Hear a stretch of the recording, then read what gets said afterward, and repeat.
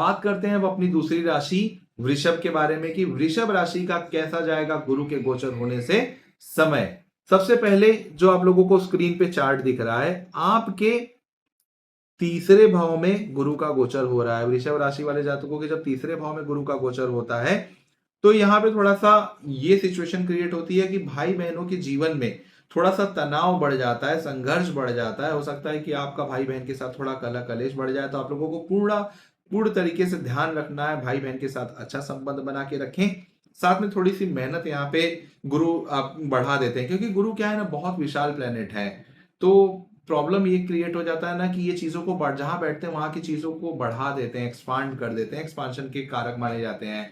तो जुपिटर जब भी बैठेंगे आपके थर्ड हाउस में, तो ये आप लोगों को देखना है कि आपकी थोड़ी सी कड़ी मेहनत बढ़ रही है, मेहनत बहुत ज्यादा कर रहे हैं, उसके बदले में जो रिजल्ट, जो रिस्पॉन्स आना चाहिए, जो एप्रिसिएशन मिलना चाहिए, वो पूर्ण तरीके से आप लोगों को नहीं मिल रहा है। थोड़ा सा यहाँ पे ये एक चीज और दिख रहा है कि तो आप लोगों को स्वास्थ्य पे पूरी तरीके से ध्यान देने की संभावना है। क्यों? क्योंकि जो अष्टम भाव के स्वामी है और एकादश भाव के स्वामी है, वह बैठ गए हैं थर्ड हाउस में। थर्ड हाउस भी स्ट्रगल का होता है, अष्टम भाव अपने आप में थोड़ा अच्छा नहीं माना जाता है। तो आप लोगों को अपने स्वास्थ्य पे पूर्ण ध्यान देना चाहिए।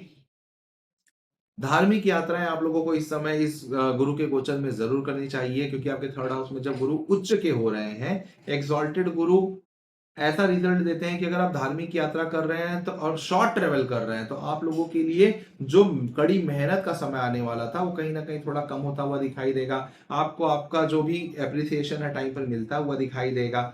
इसके साथ साथ ये समय आपके बिजनेस के लिए काफी अच्छा होता हुआ दिखाई दे रहा है, क्योंकि गुरु की जो पांचवी दृष्टि मैंने यहाँ पे चार्ट में दिखाया, यह आपके बिजनेस के घर पे पड़ रही है। तो जब भी शुक्र का गोचर होगा, आपके सेवेंथ हाउस में मंगल का गोचर होगा, सेवेंथ हाउस में ऊपर गुरु की दृष्टि पड़ेगी, यह बहुत अच्छा समय हो जाएगा। ऊपर से शनि के ऊपर गुरु की नवी दृष्टि पड़ रही है, जिसकी वजह से ये कर्म के देवता जो शनि है, यह भी शुभ फल देना शुरू कर देंगे। एक तो लाभ के भाव में बैठे हैं, गुरु की दृष्टि पड़ रही है, तो ये समय काफी अच्छा है आप लोगों को अपने कर्म को लोगों को दिखाने के लिए कि मैं क्या करता हूं, उसे शो करने के लिए।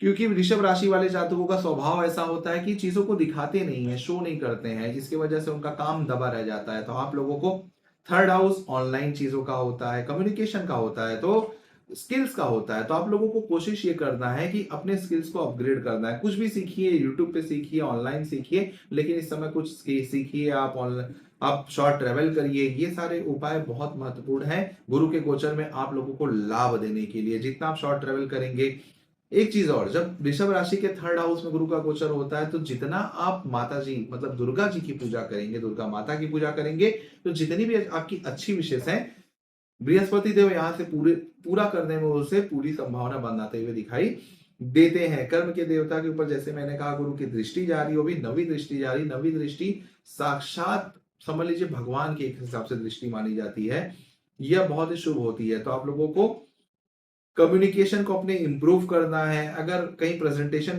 कर रहे हैं या फिर कहीं पे अगर आप लोग अभी तक शांत बैठे थे, तो अपनी चीजों को प्रेजेंट करिए। यह बहुत अच्छा समय है, अपनी चीजों को प्रेजेंट करिए। शनिदेव वहां से लाभ देना शुरू करेंगे, गुरुदेव जो है, बृहस्पति देव जो है, थर्ड हाउस से लाभ देना शुरू कर देंगे। उपाय की बात करें तो जैसे मैंने आप लोगों को बताया, दुर्गा माता के टेम्पल में जाए, दुर्गा चालीसा का पाठ करें, यह समय आप लोगों के लिए बहुत अच्छा जाए। साथ में शुक्र देव का जो बीज मंत्र है, ओम द्राम द्रीम द्रोम स शुक्राय नमः, इस मंत्र का भी जप अगर आप लोग कर रहे हैं, तो आप लोगों के लिए गुरु का यह गोचर बहुत अच्छा जाएगा, बहुत बेहतरीन जाएगा। आशा करता हूं ऋषभ राशि वाले जातकों के लिए गुरु का गोचर बहुत अच्छा जाए।